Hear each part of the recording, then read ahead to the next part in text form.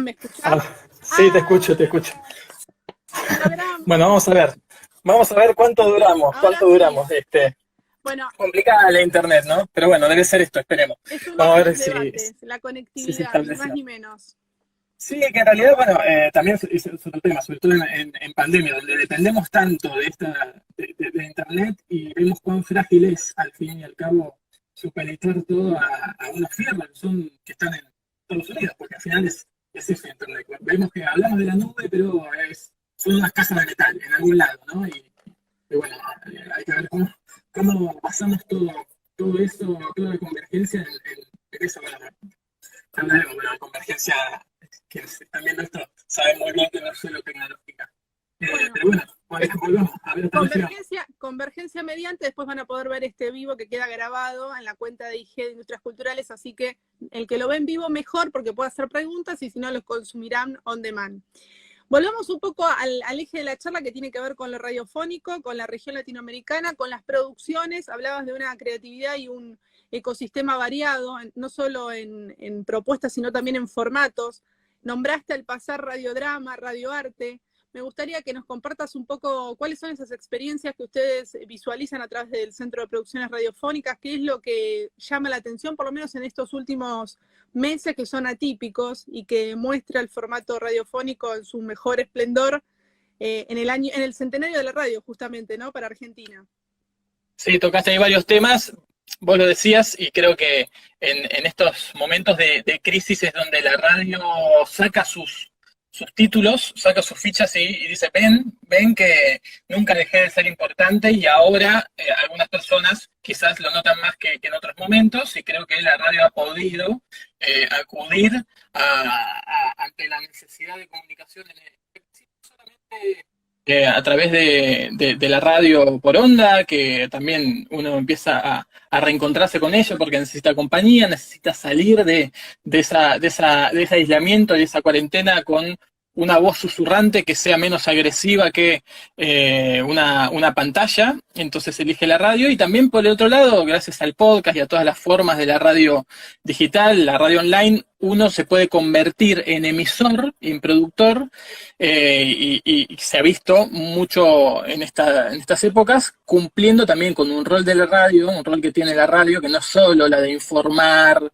la de entretener, la de educar, sino también la de expresarse, la de ser una fuente de catarsis, de poder salir del cuerpo a través de la voz y poder expresarse, poder uno sistematizar lo que le pasa con la excusa de hacerlo radiofónico y hacerlo con la voz. No es lo mismo escribir que hablar. Entonces ahí también proliferan las experiencias de podcast, de diarios de pandemia, de radios online, y por qué no, si lo extendemos a lo sonoro en general, las comunicaciones, esto de hablar por teléfono, hacer las videoconferencias, los audios de WhatsApp, algo que también para mí forma parte de, quizás no de lo radiofónico, pero sí de una necesidad humana, que es la necesidad de la comunicación y que se realiza de mejor manera para mí a través de la voz, porque la voz tiene otras características, otros condimentos, porque el oído es el sentido de la intimidad, de la fidelidad, de la cercanía,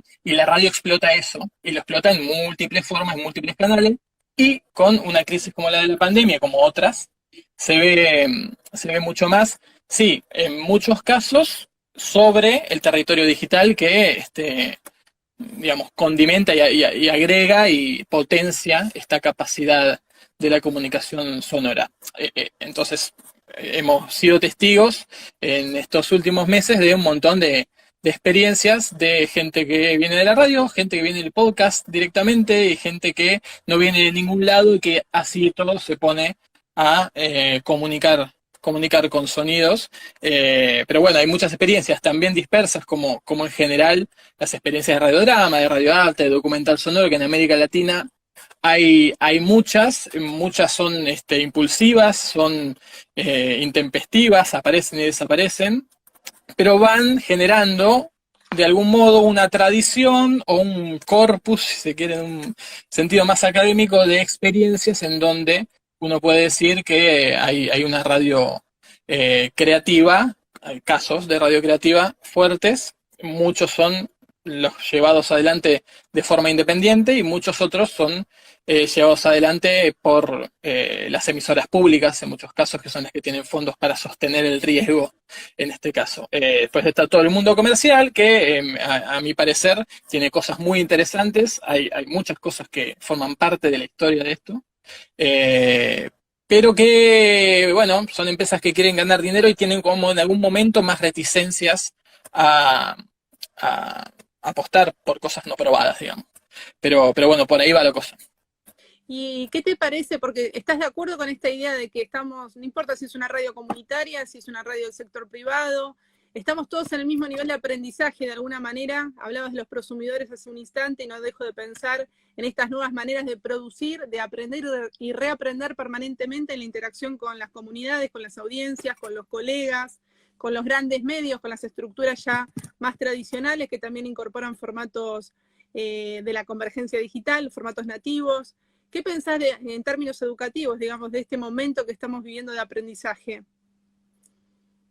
Bueno, sí, ahí hay también todo un tema importante que tiene que ver con un medio, que es el radiofónico, que se encuentra con una realidad tecnológica diferente a la de otros años, que es el territorio digital, que es la Internet y todas sus manifestaciones, y una suerte de hay que hacer algo con esto mientras esto está sucediendo. Entonces hay mucho de escribir y borrar con el codo, mucho de intentar, de explorar, que me parece que hay que hacerlo, que en muchos casos, si se piensa en el objetivo, y se piensa en la rentabilidad y se piensa en el éxito antes de pensar en el método de exploración, uno se queda en el molde y bueno, ahí vemos cómo la radio empieza, desde que existe Internet, a manifestarse de diversas formas.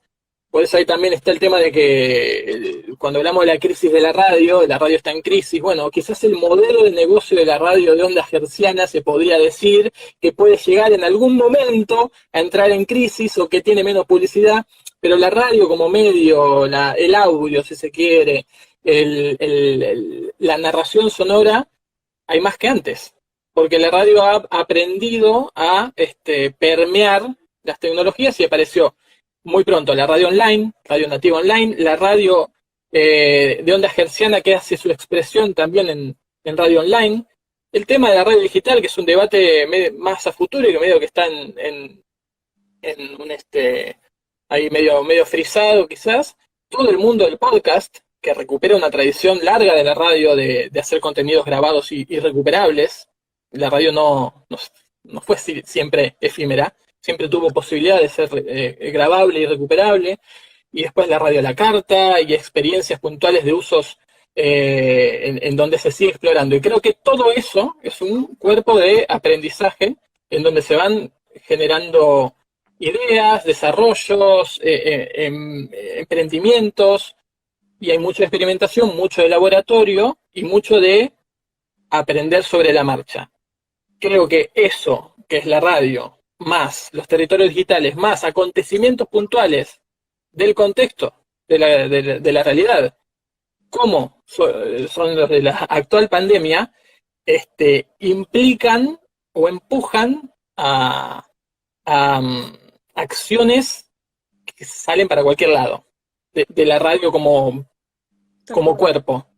Pero la radio demuestra, creo, va demostrando que siempre tiene intersticios, que tiene experiencias, lo que decíamos antes, creativas, que la hacen un medio, para mí, que sigue teniendo un valor en todos los sentidos. En los que decíamos antes, de informar, educar, entretener, que nunca fue tan así, digamos, siempre hay más roles de la radio, está el de acompañar, está el de ser un teléfono, en muchos casos la radio ha funcionado como un teléfono, el sueño de Bertolt Brecht, de algún modo, radios de pueblos de frontera que funcionan para la comunicación, no solo para la información, y lo que pasa ahora con esto de, bueno, la posibilidad de expresarse, de que alguien en su casa con una computadora pueda estar generando un contenido, son aprendizajes. El mundo del podcast va dando muchos aprendizajes en este sentido porque es mucho de intentar es hacer y probar y avanzar. Y creo que la radio es ideal para eso. ¿Y te parece que es un buen momento también? Hablabas de la nube hace un ratito, estamos hablando de convergencia digital, es un buen momento para crear esos archivos digitales que en la historia de la radio por lo menos siempre ha sido muy complejo de construir o de sostener, y bueno, en este momento al revés, tenemos la posibilidad de atesorar todos esos contenidos, circularlos, distribuirlos, medirlos, descargarlos, compartirlos, podemos hacer muchas cosas con ese material que está colgado en la nube. ¿Qué opinas de esto?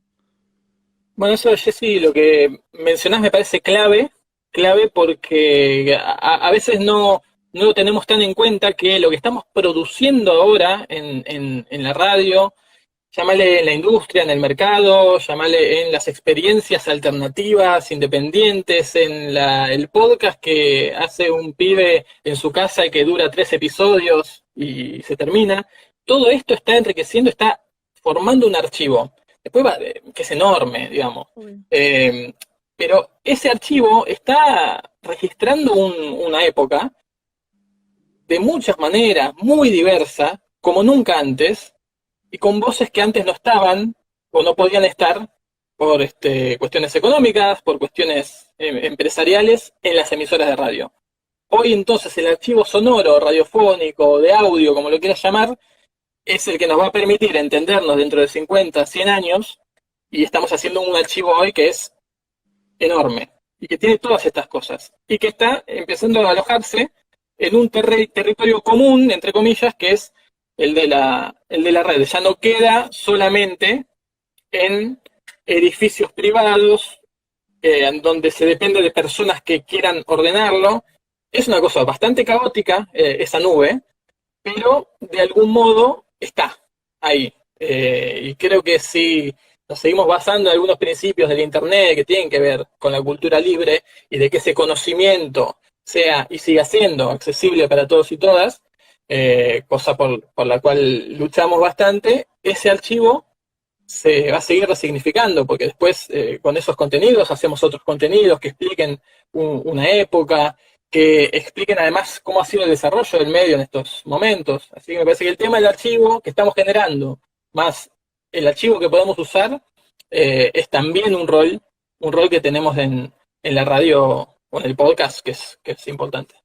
Ahí Ailén dice, hay que pensar también la conservación de todo ese patrimonio sonoro. Está bien, de eso se trata, me parece que viene por ahí, y enlaza con la próxima pregunta, porque no podemos dejar de hablar del documental sonoro. Vos estuviste presente registrando diferentes hechos sociales en varios países. ¿Querés contar un poco tu experiencia en relación a ese formato?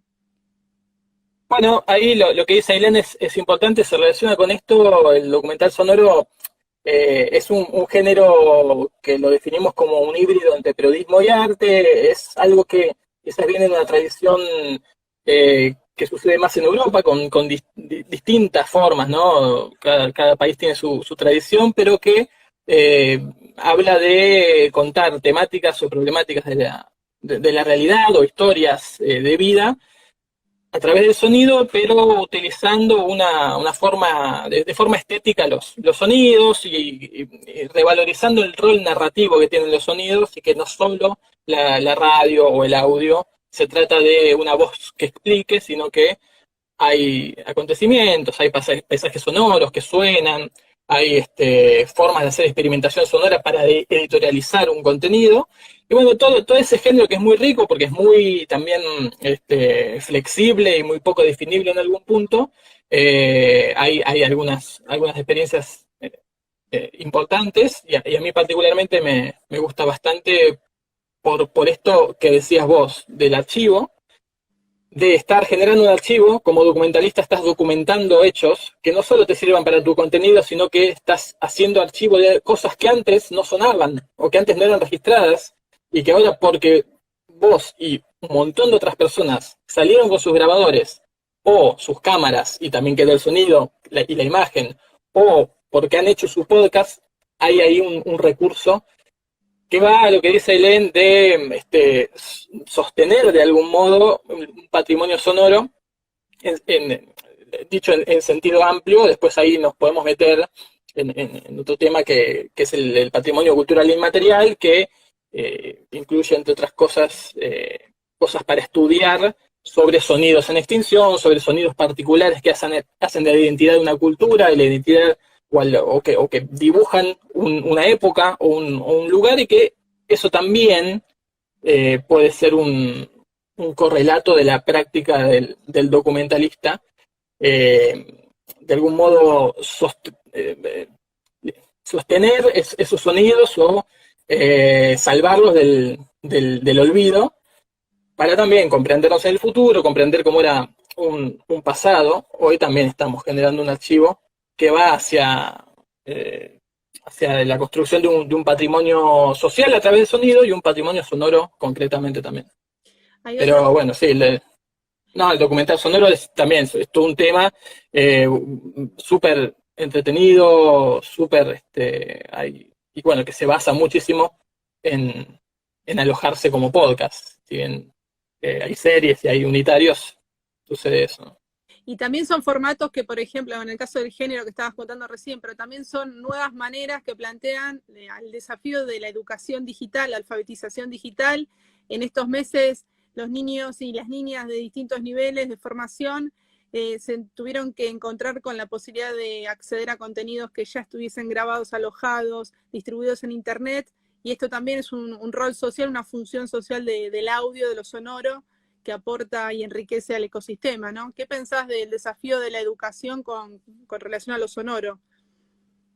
Sí, bueno, eso es otro tema, lo conversábamos con el equipo del Centro de Producciones Radiofónicas. Ahí vi que creo que se conectó Vanessa, que estaba ahí comenzando a escribir algo sobre radio y educación, concretamente el rol que empieza a tener o que puede tener la radio en la educación en general, en estos contextos de crisis, el sonido, y también está la educación sonora, algo que en América Latina no está tan presente.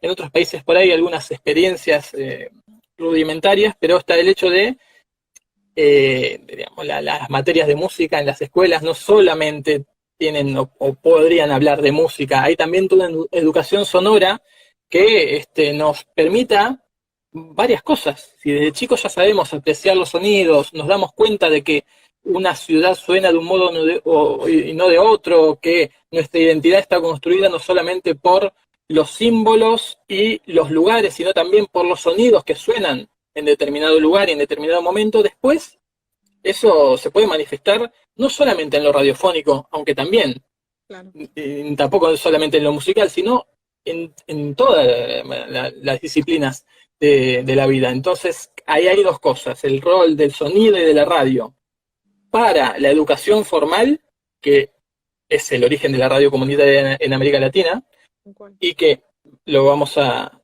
tener que reestudiar ahora, y después lo que es la educación sonora, que un poco se hace desde los derechos de las audiencias, la educación de audiencias, pero también está la educación sonora, no solamente de audiencias como público, sino en el hecho sonoro en sí. Acá Marcos pregunta, dice que estuviste en Colombia en medio de las manifestaciones el año pasado en el Sonodoc. Si querés contar un poco de esa experiencia. Sí, fue particular, fue bastante loco, porque veníamos con Alejandro Cornejo, que es otro compañero del CPR y también el paisajista sonoro, compañero del Sonodoc, del Foro Documental Sonoro, queriendo contar a través de los sonidos lo que estaba pasando con las revueltas en América Latina, sobre todo con lo surgido en Chile. Él había estado, y además teníamos amigos y colegas que habían hecho este trabajo de salir a registrar los sonidos de la protesta, registrar las voces, los testimonios, qué pide la gente que está ahí, y hacerlo a través de los sonidos. Y con eso empezar a armar una serie documental que pudiera contar a partir de los sonidos y de las voces eso que estaba pasando en América Latina, en Chile, en Ecuador, que se había manifestado de algún modo en Argentina, en Uruguay, que estaba pasando en varios países. Fuimos ambos al foro Sonodoc, y el primer día, o el segundo día del foro, era día de paro general en Colombia. Y estábamos ahí los dos, y sucedió en Colombia. Todo lo que veníamos trabajando para los otros países empezó en Colombia, y yo me quedé una semana más en Bogotá. Durante toda esa semana hubo protestas y por supuesto la fui a registrar. Y eso está alimentando un contenido del que hemos sacado solo una parte y que esperamos que este año podamos sacar las distintas capítulos y expresiones que va a tener ese documental, que tiene su forma rara, para contar la historia de estas protestas, la historia de esa rabia regional, y también poder reflexionar y poder apreciar los sonidos de cómo suena una protesta en Colombia en comparación a cómo suena en Chile, qué nos están diciendo esos sonidos, nos están hablando de reivindicaciones, de tradiciones, nos están hablando de una época. Entonces, sí, dio la casualidad, como acá dice el compañero, que yo estaba en la producción de eso y me tocó de casualidad estar el día justo que en Bogotá empezaba todo y el toque de queda. Siempre con grabador en mano. Siempre con grabadora en mano, eso es una deformación profesional. Acá, lo tengo acá, siempre cerquita, pero bueno, sí, eso nos forma parte de una obsesión en la que muchos y muchas caemos una vez que empezamos a encontrarnos no solamente con la radio, sino con esto de la sensación de registrar cosas. Es fantástica. Después, claro, mucho de eso es un archivo personal enorme, que es difícil de recuperar, que en algunos casos te sirve para un contenido y en otros te alimenta a vos, porque vas aprendiendo a escuchar, que también la función del grabador es esa, de estar en la calle con el oído puesto a cómo se está grabando eso, no solamente cómo suena, que son dos cosas distintas, pero siempre con el grabador. Sí. Entrenar la escucha y entrenar la escucha, tener la antena sonora siempre prendida, porque hay cosas que por ahí si uno no se las está preguntando, uno las ve y pasan, pero si uno además de verlas se abstrae de esa imagen y escucha el entorno. Ahora, por ejemplo, quien esté viendo esto, me está escuchando a mí, te está escuchando a vos, pero si presta atención más allá de la pantalla en la que salimos, hay otros sonidos. Exacto. Están ahí, está vibrando la computadora, se puede escuchar a alguien en la calle, hay fuentes sonoras, hay todo un mundo que está sucediendo y bueno, hay información también, además de emoción. Estamos hablando de narrativas radiofónicas, estamos hablando de creatividad, de convergencia digital, de tecnología y cultura, de todas las posibilidades creativas y que nos permiten registrar también las diversidades culturales. ¿Qué pensás que le puede aportar las narrativas transmedia a lo radiofónico? Mira, eso todavía es algo que hay que pensar o debatir o trabajar. También hay experiencias experimentales, puntuales, que van apareciendo. Estoy pensando en una parte de tu pregunta que tiene que ver con las narrativas transmedia, con pensar una historia en distintos medios, en distintos soportes, en donde lo sonoro ha sido un condimento del audiovisual depositado en una página web, que casi todo lo que uno piensa como transmedia va a los casos y es una página web con un video, un audio, texto, un PDF y por ahí una red social. Ahí el desafío de quienes hacemos radio es pensar una narrativa transmedia, pero que surja desde lo radiofónico, que sea una historia de 10 episodios, estoy poniendo un ejemplo así al azar, de 10 episodios sonoros, en donde el hilo es ese. Y los otros medios o los otros soportes lo que hacen es complementar, condimentar, alimentar ese hilo sonoro, digamos. El video, que aparece el video de una entrevista que apareció como en el capítulo 4, el Twitter del personaje, y uno puede ir a ver en la semana qué otra cosa hace ese personaje. El documento que este supuesto personaje encontró en su investigación, uno puede leerlo en PDF en una página, pero el hilo está en lo sonoro. Más allá de esa cuestión puntual de una narrativa, una historia, desde lo sonoro se puede expandir a otros medios, a otros soportes. Sí creo que la radio está haciendo transmedia, también de formas impulsivas, experimentales, lo sonoro, las emisoras se están expresando todas en redes sociales, están haciendo sus videos, hacen sus vivos de Instagram, suben una camarita para que uno pueda en algún fragmento del programa mirar lo que hacen los conductores. Bueno, esos son todos intentos que están buenísimos y que están mostrando que la radio sabe expandirse, que tiene un capital importante que es su propio lenguaje y que puede hacerse a la mano de los otros lenguajes para alimentarse. Está pasando todo el tiempo, de forma, ya te digo, algunas más pensadas, algunas que van fracasando, otras que se van explorando, pero estamos justo en ese momento, ya hace unos años, ¿no? La historia se hace de instantes, pero es todo como una continuidad. Muchos años que estamos en este momento y van a seguir habiendo estas exploraciones y un poco creo que nuestro rol es pensar esas alternativas. Bueno, este concepto de red expandida nos propone también pensar cuáles son los canales que funcionan en términos de aportarle algo a la historia, pero también tenemos la posibilidad de ver todos esos datos, seguir la huella digital y ver qué es lo que va pasando, midiendo un poco mejor los contenidos que se ponen en circulación, algo que antes de la convergencia, digamos, era difícil de ir a monitorear, evaluar y tomar decisiones de producción para corregir lo que estamos haciendo. Acá Bian Ruiz hace una pregunta interesante, dice, desde que empezó el proceso de la convergencia digital, ¿cuántas nuevas posibilidades surgieron en la industria? ¿Pensás que la digitalización favoreció el crecimiento o puso en crisis la industria? ¿Qué pensás de esto, Fran? Bueno, ahí sí, yo con el tema radiofónico soy en general optimista y lo que veo es esto que les decía antes, como que la convergencia digital está haciendo que haya más posibilidades de expansión de los lenguajes sonoros en diversas formas. Uh-huh. A veces da la sensación de que la radio, como cuerpo, si esto existiera, no se anota a esos porotos y no se hace cargo de el poder que tiene y en algunos casos no sé qué podría ser, pero hay una realidad que es que YouTube, hoy leía ahí en un estudio que hizo la gente de Drop the Mic, Agustín Espada y Alejandra Torres, YouTube es la segunda opción creo que sí, la segunda opción en escucha de podcast. Es una plataforma de video. Estamos haciendo un uso radiofónico. Siempre nos hemos visto escuchando discos, ¿no? En YouTube. Una apropiación Estamos de la mirando. exacto. Y eso es el poder del audio, digamos. Que digamos, invadió YouTube y lo hizo propio.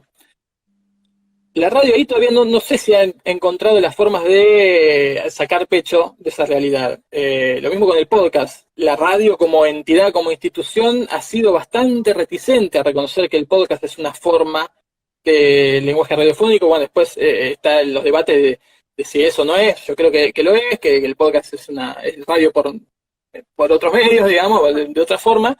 Pero bueno, la radio como que miró de lejos ese proceso.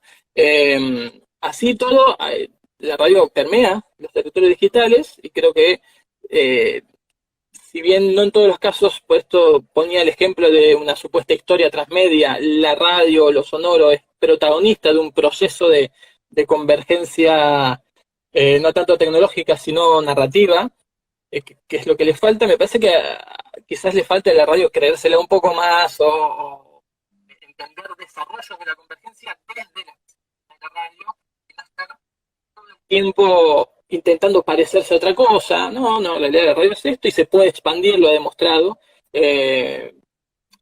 Ahora, industrialmente, ya si hablamos de mercado, ahí ya no sé, porque en general soy bastante malo con lo comercial, pero no, ahí podemos, sí me parece. Ahí por ahí tal vez podemos agregar el sector privado, sobre todo creo que apunta también la pregunta más para el sector de las radios comerciales o las corporativas.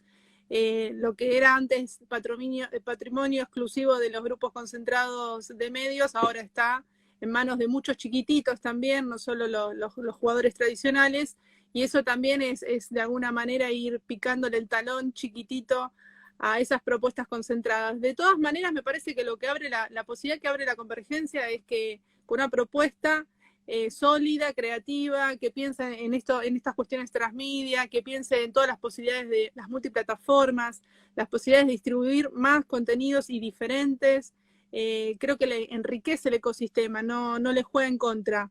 Habrá que ver después cómo nos destacamos, cómo somos pertinentes, cómo somos diferentes para que nos elijan, porque también la sobreinformación es un problema a la hora de comunicar propuestas. Pero eso, de eso se trata esta charla también, de abrir a la reflexión. Acá nadie tiene cerradas las teorías, todo lo contrario. Buenísima la pregunta. Y yo te quiero hacer otra consulta, Fran, que tiene que ver con las dinámicas de innovación del medio tradicional en el centenario de la radio. En Argentina en particular, estuvimos hablando un poco de lo que pasa en la región latinoamericana. Y ustedes en el Centro de Producciones Radiofónicas, además de experimentar, también reflexionan, tienen libros, publicaciones, y están muy abocados a la capacitación. Tiene una serie de webinars que tienen que ver con distintas temáticas totalmente actuales, que tienen que ver con la forma de producir radio. ¿Cómo pensás que viene la innovación? ¿En las formas de producir, en el producto que se genera, en el proceso de aprendizaje? ¿Dónde está el foco de la innovación hoy? Sí, bueno, sí, ahí los webinarios que mencionás fue como una intención de justamente, estamos todos en nuestras casas queriendo hacer radio, haciendo comunicación, queriendo seguir haciendo cultura, ¿y cómo hacemos ahora? ¿Qué tenemos que pensar? Rápidamente, ahí hay cosas que ya se disparan como ideas, en medio de una crisis que no sabemos cuánto puede durar y que no sabemos si va a modificar esencialmente las formas de producción o los métodos de creación. Modifiquenlos o no, es una excusa o es una oportunidad para repensar siempre la práctica propia. Y creo que eso es central en la posibilidad de que haya innovación, que hoy tenemos todo, realmente tenemos todo a la mano para que solamente podamos, no solamente, pero para que podamos concentrarnos en que nuestras ideas tengan algo original. A veces, siempre digo, la innovación no es hacer la revolución en cada contenido, en cada pieza sonora. Muchas veces es ver algo que estaba ahí, a la vista de todos y todas, y que solamente había que recombinar dos elementos, sacarle uno, ver una cosa que como un juego puede permitirte explorar otro camino, e intentarlo. Entiendo que las emisoras que tienen que sostener una programación, quizás no tengan el tiempo ni las ganas de ponerse a explorar cosas que por ahí hemos hecho nosotros. Pero justamente nosotros no somos una emisora, somos más bien una usina de ideas, si se quiere, un centro de experimentación y de investigación, y ese es nuestro rol. De algún modo, forzar los límites de lo que se dice que es la radio, de lo que debería ser la radio. Creo que ahora los límites están forzados, están flexibilizados de alguna manera, por esto que decías antes. Digamos, toda esta posibilidad tecnológica nos quita un poco el corset de estar calculando hasta acá puedo, porque después en radio eso no se puede. No, hasta acá puedo, y si quiero una parte de eso lo pongo en video, porque tengo es el mismo celular si se quiere, y tengo una página web. Entonces, como que las fronteras, y eso es la convergencia en su faz tecnológica, las fronteras están más difusas, y siempre es bueno analíticamente entender qué parte de eso es radio, qué parte no, pero en definitiva, para hacer un contenido creativo y que el que está en su casa lo elija y elija profundizarlo o no, no sé si esa persona se está preguntando como nosotros, eso es radio, no es radio. Entonces me parece que estamos en un momento en donde si nos hacemos las preguntas que para innovar siempre hubo que hacerse, que es, ¿puedo hacer esto de otro modo? ¿Qué pasa si desobedezco uno de algún precepto de lo que debe ser el medio? ¿Qué pasa si este elemento lo alterno? ¿Mejor algún proceso? ¿Qué pasa? ¿No? Esos riesgos que a veces se dice que desde los medios o desde el arte o desde la cultura corremos, no son riesgos. Riesgo es operar a corazón abierto. Nosotros estamos haciendo radio, entonces hay veces que explorar te puede dar un fracaso en como vos entiendas que un contenido debía haber salido, pero te está dando la opción de investigar un camino que por ahí te genere nuevas ideas. Y en el medio, bueno, vas intentando, generando contenidos, generando hechos, acontecimientos radiofónicos que después por ahí lo escuche a alguien y le parezca interesante digamos, relanzarlo desde ahí. Entonces, bueno, quienes han innovado en el medio lo han hecho así, preguntándose por qué voy a hacer lo mismo que vengo haciendo hace 20 años. ¿Qué pasa si le cambio un elemento? ¿Qué pasa si le agrego algo? Y bueno, se explora. Y la innovación va por ahí, no es tan grave, digamos. La pregunta iba un poco también porque a veces la innovación se la asocia al proceso tecnológico nada más. Estamos hablando de las plataformas, por dónde se escucha, por dónde se mira radio, y a veces por ahí simplemente encontrar una mejora o darle una vueltita más a algún proceso del producto radiofónico o algún sistema con el que trabajamos. Hoy las radios están operando de manera remota, muchas de ellas. Los equipos de producción están trabajando en red, online, o sea, estamos usando la tecnología también para innovar, pero en los contenidos que queremos contar. Un poco era ese juego entre lo tecnológico, lo cultural y las formas de contar. Es que con la tecnología hoy tenemos otro terreno para innovar, además del narrativo, tenemos el terreno del tecnológico que nos permite hacer cosas antes impensadas y que además nos allana el camino en algunas dificultades que antes podía haber y que hoy no son tales. Imaginemos que los pioneros de la radio creativa hicieron lo que hicieron cuando era imposible. Digamos, hoy estaba pensando en, si se quiere, el proto-podcast, cuando productoras de radio como Serpal en los años 70 hacían esas grandes series radiofónicas y las enviaban en cassette a las radios para que las pasaran. Imagínense la dificultad que eso conlleva y el gasto económico que conlleva. Era radio, digamos, por suscripción, contenidos empaquetados por suscripción. Si hubieran tenido internet, lo hubieran hecho, pero quizás hubieran hecho muchísimo más.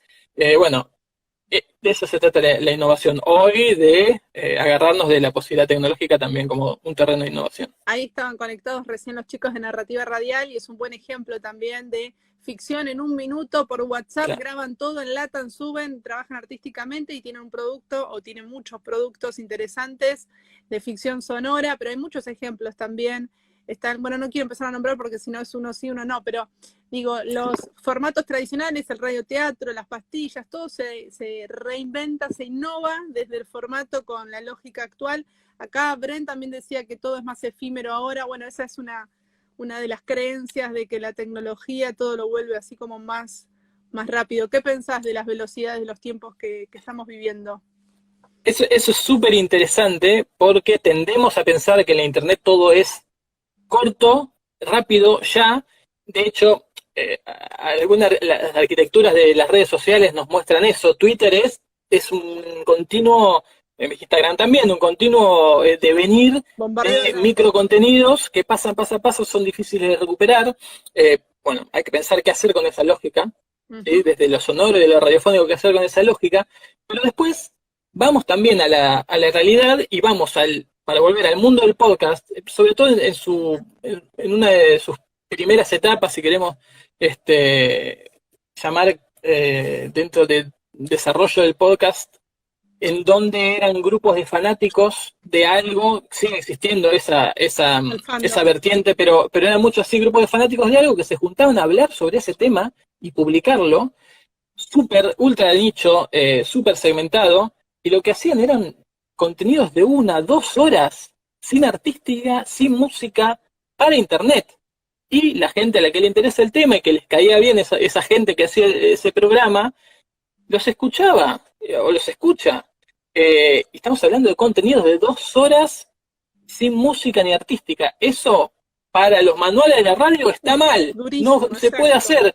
¿Y cómo que no se puede hacer? Ahí van los pibes que no tenían conocimientos radiofónicos, pero tenían una necesidad, una historia para contar, un tema de interés que no encontraban en las emisoras, y una necesidad de comunicación sonora, porque no era quedarse con el blog, era necesidad de comunicarse con el sonido, y agarraron un microfonito, el Genius, perdón por las marcas, el más trucho que había, lo conectaron, y con eso generaron una página web gratuita, y con eso generaron un contenido y la duración, 1, 2 horas cada semana, un contenido que uno dice, eso para internet no va. Tal cual. Y qué sé yo, no sé, entonces también eso es relativo. Lo cierto es que tenemos una cantidad de cosas que yo digo, tenemos que parar 2 años de, como producir. decía Barrio Nuevo, 2 años de hacer cosas para que lleguemos a más o menos conocer todo lo que estoy. Yo tengo cantidad de cosas pendientes que quiero escuchar, que quiero leer, y dije, bueno, ahora en la cuarentena me va a dar la oportunidad, no, mentira, el nuevo tiempo, pero bueno, eso Pero sí también, es un peligro. pero eso también, ese estrés cognitivo del que vos hablás, que hay mucho y no sabés qué elegir, afecta también a la atención, que de tener parvas y parvas de libros, de audio, de podcast, de audios pendientes, de lo que sea, series, películas, del consumo cultural que quieras, hace que tampoco tengas profundidad en algo. Acá, el GPS audiovisual dice, el corazón es el contenido, definitivamente, Julia, ¿estamos de acuerdo con eso? Y después Marcos dice, Badía en los 80 hacía radio en la tele, innovar es ser creativo también. Sí, claro. Totalmente, totalmente. Radio en la tele y es eso. La innovación a veces es un elemento. Quizás ahí era que la radio tiene que salir por una emisora radiofónica y Badía lo único que hizo es decir, no, lo vamos a hacer en un canal de televisión. Y cambió todo. Tal cual. Es así de simple. Y lo recordamos hoy. Digamos, las cosas que recordamos, claro. las que cambiaron la historia son esas. No todos los programas de radio que no lo hicieron. Exacto. Acá dice, entonces, rapidísimo, en los 60 también, ¿era efímero o tenía ritmo, claro.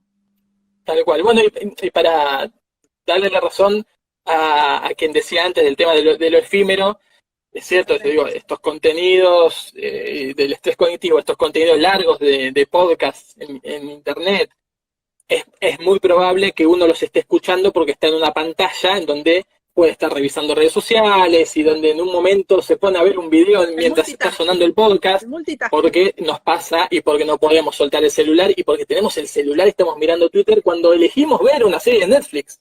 Sí, entonces, sí. Eso es algo que también ha modificado de algún modo nuestra conducta y bueno, hay que tenerlo en cuenta. Multipantalla, multisharing, multitodo. Acá dice Ailén, pero también hay un agotamiento de ese ritmo y por lo que veo el uso es más fundamental que el medio. ¿Medio el huevo o la gallina? Sí. Sí, puede ser. No sé qué decirte. Yo a veces personalmente soy muy así de estar en varias cosas a la vez y a veces digo, basta, como me saturo y necesito un día de apagar el celular, silencio. Hay que saber, también hay que saber desarrollar la cultura del consumo de contenidos, que también lo estamos aprendiendo a medida que uno va transitando estas etapas, porque el que produce generalmente también escucha mucho o mira mucho, entonces también filtrar un poco el qué y el cómo, para no llenarnos de información, intoxicarnos y después por ahí quedar en ese pantanal. Acá agregan, Maxime Baker dice en su libro documental en la era digital que la tecnología no tiene la culpa en audiovisual, pero también aplicaría para audio. Sí, la tecnología no es buena ni mala, ni neutra, como diría nuestro profesor acá de un TREF del posgrado, Roberto Igarza. No es ni buena, ni mala, ni neutra. Totalmente. Sobre todo eso, sí. Justo estaba leyendo ese tema de la tecnología y la falsa idea de neutralidad, ahí en un libro que va a sacar Inés Binder y Santiago García pronto, que estaba corrigiendo justo. Porque es eso, las tecnologías están hechas desde un lugar, están hechas desde una cultura, las tecnologías no pueden escapar a su hábitus tampoco, como las personas, parafraseando a Bourdieu de algún modo, pero después están los usos previstos por las tecnologías y por las plataformas, cuánto ha pasado con las redes, y los usos derivados, las apropiaciones, y las cosas creativas que uno puede hacer por eso. Recuerden que el principio de Twitter, por ejemplo, era qué estás haciendo, si no me equivoco, y después pasó a ser qué está pasando, porque lo que previó la empresa Twitter que se podía usar con esa herramienta no fue exactamente lo que se usó, digamos, y ahí empieza la cultura a rodar con sus miles de manifestaciones y, digamos, la ingobernabilidad de aquello, ¿no? Tal cual. Acá Zabalia Dugan dice, con las clases virtuales yo apuesto a que el podcast se va a volver muy popular en contenidos universitarios o ya lo son. Sí, el audiolibro también agregaría, no solo los podcasts, ¿no? ¿Consumís audiolibros, sí. Fran?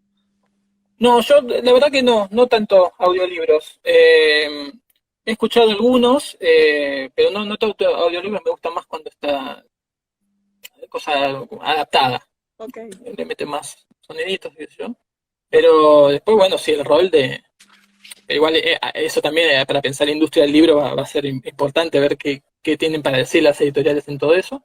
Y después el rol del podcast como elemento educativo, el rol de la radio y el podcast, que hablábamos antes. Ya hay algunas experiencias, ya hay en plataformas virtuales, en educación formal, que empiezan a poner clases en podcast o que te agregan un audio, Sí, entonces ahí incluso también. en el Ministerio de Cultura de la Nación, si entras a la página, ya hay audiolibros cargados también, que eso no, bueno, es novedoso para nosotros en este momento, porque en pandemia se necesitó, pero por ahí en prepandemia no se había pensado originalmente. Creo que los podcasts van a ir también por ahí. Te hago una pregunta porque tengo miedo que el tiempo es tirano también en Instagram, no solo en TV y en radio. Tengo miedo que nos quedemos por la mitad con el tema de las narrativas transmedia. Ya hablamos, me gustaría saber alguna estrategia de gamificación, cosas experimentales que están viendo en la región o en Argentina, donde vos quieras. Sabemos que has viajado también al podcast Day el año pasado también en España. Estás como siempre tratando de buscar, digamos, qué está pasando en los diferentes países para tener una mirada particular. La UNTREF también tiene podcast, acá agregan, está muy bien la aclaración. Perfecto. ¿Qué pensás de las estrategias de gamificación para vincular la educación, la radio, los formatos sonoros? ¿Es una buena estrategia? ¿Cómo lo ves?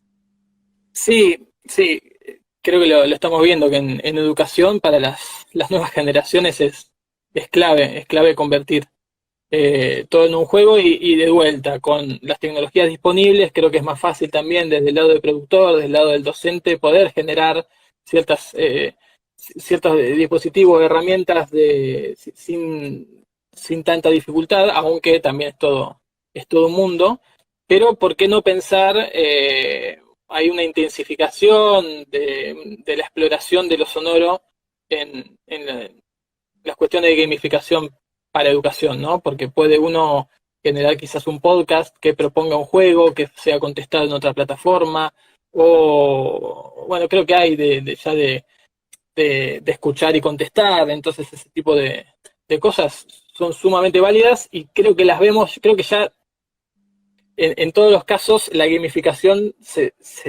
es un deber en la educación formal, sobre todo la virtual, que es la que ahora estamos viendo que ya viene funcionando hace un tiempo, pero que en estos casos de esta crisis nos está mostrando que es la que nos queda, y qué hacer con eso para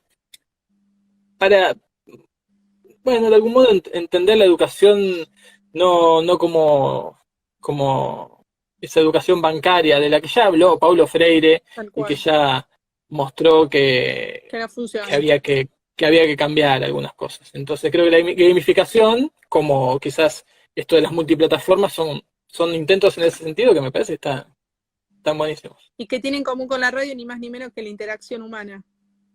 Está Claro. bueno también porque es una manera de mantener la atención en los alumnos, en las alumnas, pero también involucrar y amigar con la tecnología a los docentes, que también en estos últimos meses se ha visto de manera poco adaptada al uso de plataformas, a la invasión de la vida privada, esto de encender los teléfonos, dar clases, estar online con los, bueno, en el caso de nivel primario y con las familias, los docentes y demás, esta integración, esta falta de adaptación divertida o asequible, que sea, digamos, una herramienta para que el docente también sea parte de ese juego y lo tome de otra manera, ¿no? Sí, hay que ver todavía cómo hacer para que los docentes no se sobrecarguen de Exacto, responsabilidad y exacto. de estar creando tantas cosas para cada clase. Creo que eso lo han sufrido bastante también esto, Sí, sí, con las clases virtuales.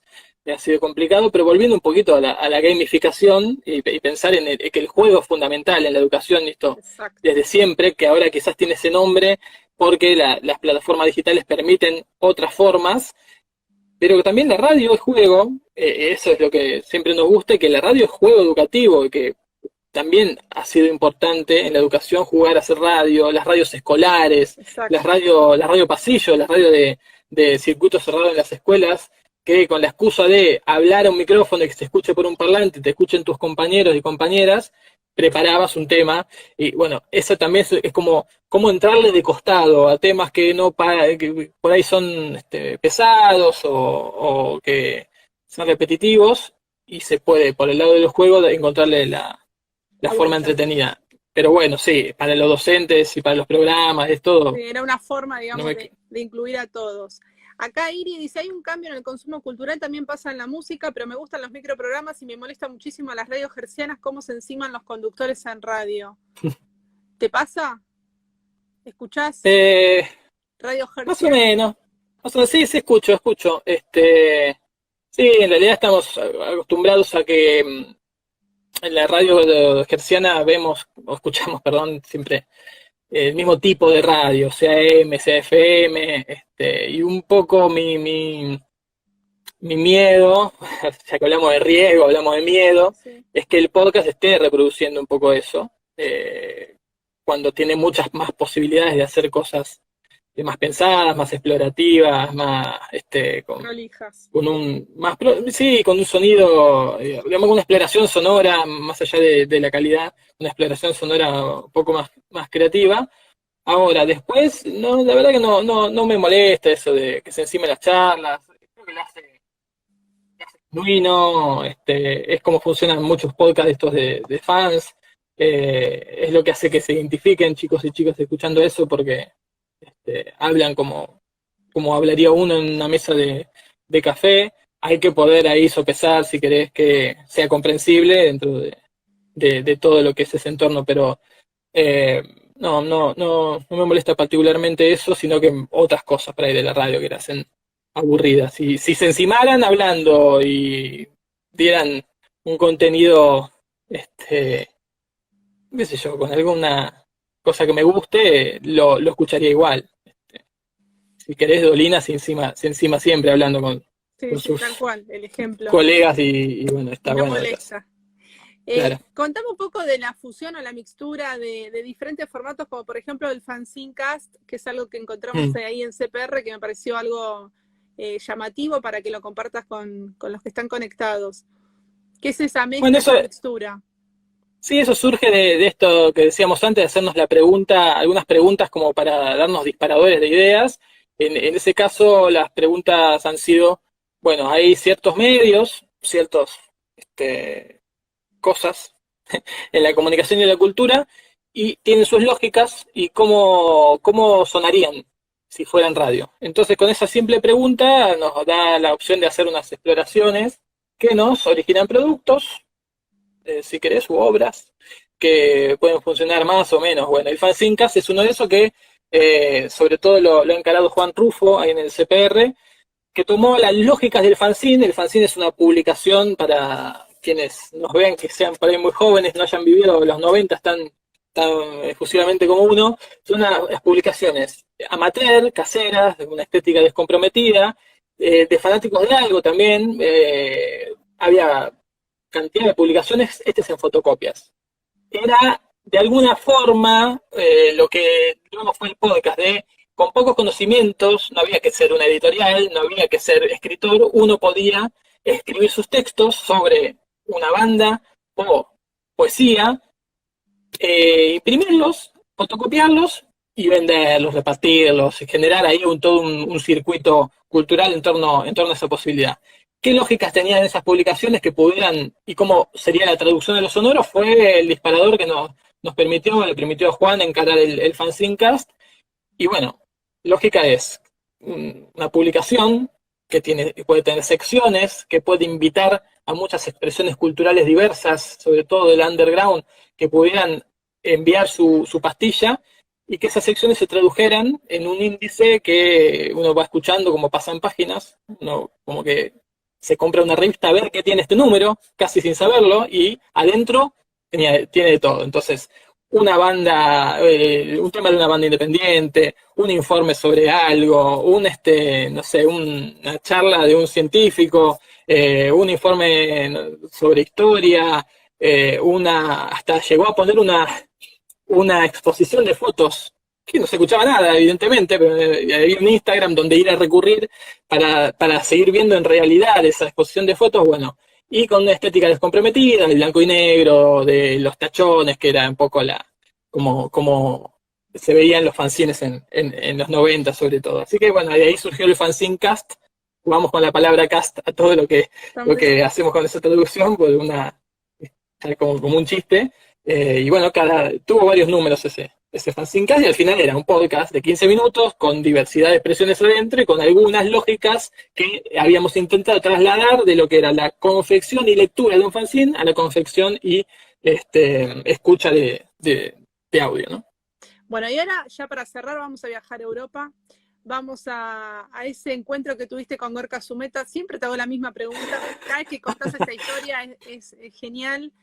Contame qué se siente, bueno, intercambiar con colegas de otras partes del mundo, como argentino, especializado en producciones radiofónicas. ¿Cómo fue ese feedback con él? Bueno, la verdad que es una suerte haber podido viajar y haber podido conocer colegas.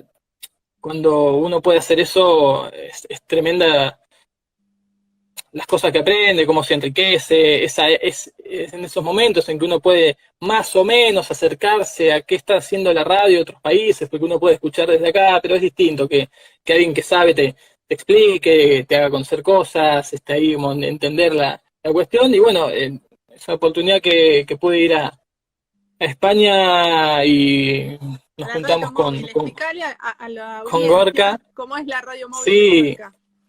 es tremendo. Bueno, justo estaba la radioneta que tiene es otro colega, él es de Valencia, estaban en Madrid, y justo coincidió que esos días estaba con su programa Todo Irá Bien, no me acuerdo cómo se llama la radio, es una radio que funciona en una camioneta, es un estudio de radio en una camioneta, una radio móvil, él va por distintos lugares y va de una ciudad a otra, y ahí uno puede hacer una entrevista. Y estaba con Gorka y me llamaron y fui a donde estaban, en un barrio de Madrid, y conocí el sueño total, poder ponerse la radio al hombro, irse por las rutas y donde entres poder hacer una entrevista, y me mostraron ahí cómo era, súper equipada. Paco Cremades es el colega que tiene ese experimento, ese emprendimiento que es espectacular, y ahí pude conversar con Gorka, pero siempre estamos en contacto con él y con otros colegas por esto de que es la forma de estar al tanto de qué cosas se están haciendo. Cuando alguien te dice, mirá lo que hizo bueno, es eso, que prestar atención. Entonces son esas cosas que uno gusta de saber, pero bueno, no, se aprende un montón. El embajador radiofónico de Argentina allá, así que por eso, No. por eso te hacía la pregunta. Queda 1 minuto 20 segundos para hacer el redondeo y cerrar la entrevista. Primero agradecerte por sumarte a este espacio de intercambio en el posgrado de Industrias Culturales en la Convergencia Digital, agradecerle a todo el equipo de docentes que hace posible estos encuentros. Y para cerrar, me gustaría que digas qué te imaginás que va a suceder con la radio en el próximo centenario. No sé qué va a suceder con la radio. No sé qué va a suceder con la radio en el próximo centenario, menos en 1 minuto, pero me gustaría que siga explorando, que siga jugando, que la tenemos para acompañar, para enriquecernos, para no enriquecernos económicamente, ¿no? Evidentemente, para hacer la vida un poco más llevadera, y que creo que de eso se trata, y porque la radio tiene que seguir ayudando a transformar el mundo. Así que en esas estamos y esperamos que lo siga logrando, porque lo viene logrando.